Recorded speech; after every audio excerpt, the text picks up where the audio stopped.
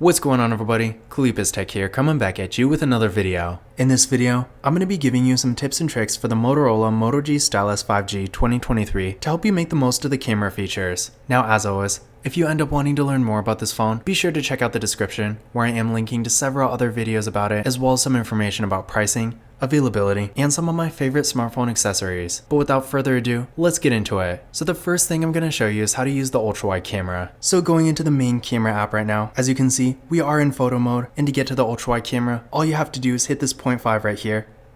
And as you can see, we can fit a lot more in the frame. And then to go back to normal, hit the 1 right here.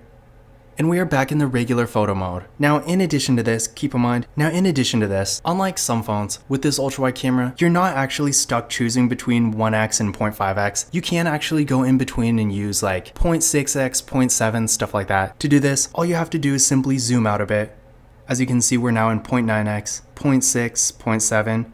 So as you can see, compared to the ultra-wide cameras you find on a lot of phones like this one is a bit more flexible. Now I'm going to show you how to use the macro camera to get close-up detailed images. Now essentially this is the exact opposite of the ultra-wide camera, and unlike a lot of phones where you have to go into the more section and find it in there, with this phone, we actually do get an icon right here, so it's literally right next to the ultra-wide camera, so definitely makes things easy. So if we hit this, as you can see, we are now in macro mode, where you can get some really nice close-up images. But keep in mind, when you're done with the macro camera, be sure to hit the 1 again, because if you don't, your regular photos could be a bit blurry. Now I'm going to show you how to use your camera's full resolution. Now, in case you don't know, when you're taking photos in the normal photo mode, don't get me wrong, they do turn out pretty nicely, but despite having a 50 megapixel camera, it's not actually using the entire 50 megapixels. But don't worry, if you do want to take a really high resolution photo, you actually still can. So to do this, from the main camera screen, go to the More tab, so right here, and in this section, go to Ultra Res.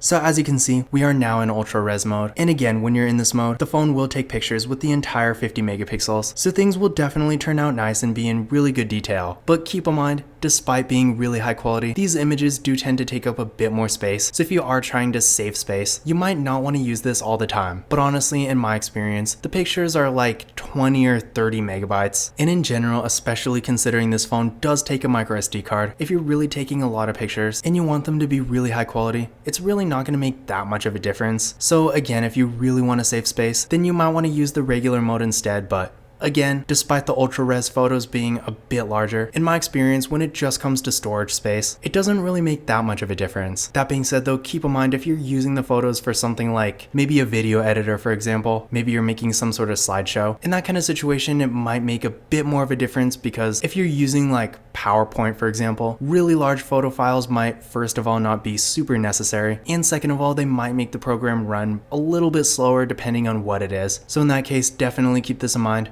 But if you're really just taking photos for like social media, for example, a few larger photos are probably not going to make the biggest difference. Now going back to the More tab, I want to take a look at the other modes we have. So we got spot color. With this, you can basically select one color on the frame and cut out everything else except for that. It's kind of weird, but it is cool all the same. So as you can see, it basically made things black and white. You can go like this, and it's going to cut out everything except for the green. Definitely more of a niche kind of feature, but I have seen people use it before, so overall it is pretty cool. Then we got night vision. Keep in mind, by default, the phone does kind of adjust for lower lighting by itself, but if you're taking a picture that's actually at night, I would definitely recommend using night vision. But keep in mind, if you're like indoors, for example, I probably wouldn't use it. In my experience, for some reason, it is better in open spaces. There's also panorama, again, ultra res, dual capture, so if you want to capture the front and the back at the same time, time lapse, and then finally spot color and dual capture for videos. So definitely a decent amount of modes here. And in addition to this, if you find yourself using one of these a lot, you can actually change this quick access bar, and that's going to make it a lot easier to access. So for example, maybe you're using ultra res a lot. What you can do is hit this pencil icon right here, press and hold, drag it on here, and that's pretty much it. In addition to this, you can also remove things. So like slow motion, for example, forgot about that mode. There's also pro mode. When you're done, hit done. And as you can see, things have been updated. And if you want to reset it, go to the More tab, hit this icon right here, hit reset, and now it's back to normal. Now I'm going to show you a couple shortcuts to actually get to your camera. Now the first one is pretty easy, and I feel like when it comes to Android phones at least, you do see this on pretty much any device. And this is basically double pressing the power key, and that is going to open the camera right away. But keep in mind with the Moto G Stylus 5G, by default, this feature is actually off. So to enable it, from the main home screen, go to Settings. From here, go to Gestures. And then from here, go to where it says double press power key. So as you can see, I already have mine set to launch camera, but again on your phone it's probably going to be none. But once you set it to launch camera, no matter what you're doing on your phone, whether you're on an app or even when the phone is locked, all you have to do is double press the power key and the camera will open right up. In addition to this, there's also a feature called Quick Capture, which is honestly a little bit more cool and unique in my opinion. So once again from the gesture menu, go to where it says Quick Capture. So right here, as you can see, on this phone it is on. It may or may not be on your phone. I honestly don't remember what the default is. But once you go here and make sure it's on, to open your camera, no matter what you're doing on your phone, all you have to do is go like this. And as you can see, the camera opens right up. Now, I'm going to show you that one more time in case you missed it. But don't worry, when you're actually doing it, it is easier than it looks. So again, just basically twist the phone like this.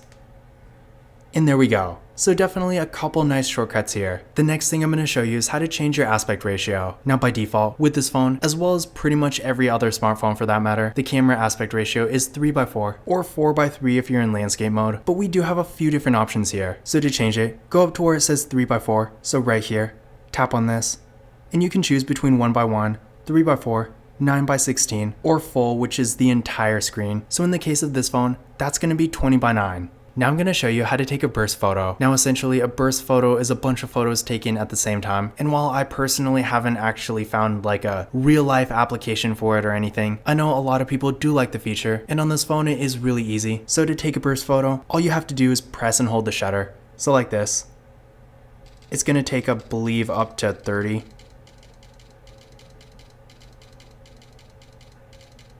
So more than 30.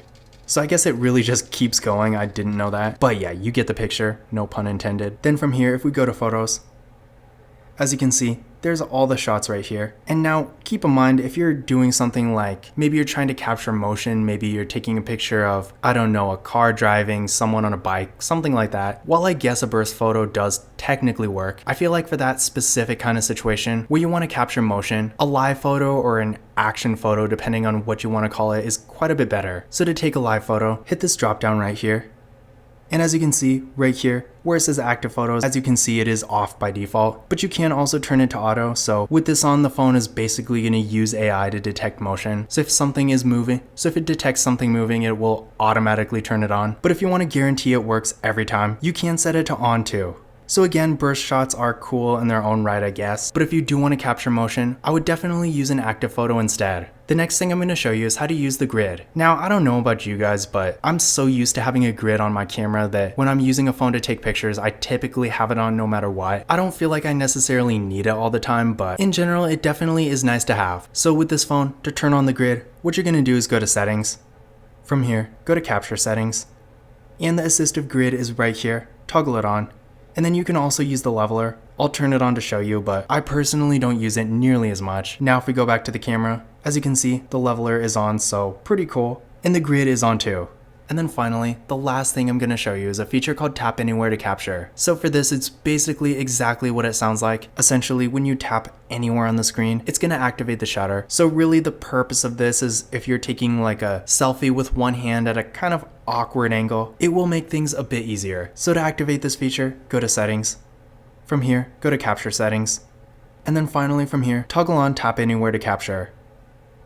And now if we go back, no matter where you tap on the screen, it's going to take a picture. And as a bonus, one thing I did want to point out here is that with the Moto G Stylus 5G 2023, unlike pretty much every Moto G phone since 2021, in at least the rear camera, this phone can record 4K videos. So in case you're wondering, to do this, all you have to do is go into video mode, go here where it says FHD, and in case you don't know, FHD is 1080p, but if you tap on this, as you can see, we are now recording in 4K. So if you're recording a lot of videos, definitely a great option to have. But this concludes my camera tips and tricks video for the Motorola Moto G Stylus 5G 2023. Again, if you want to learn more about this phone, definitely check out the description, where I am linking to several other videos about it. as well as some information about pricing, availability, and some of my favorite smartphone accessories. But that's it for this video. If you enjoyed it and found it useful, be sure to give it a thumbs up and hit that subscribe button. Don't forget to follow Kalipis Tech on Twitter and Instagram. And as always, I will see you in the next video.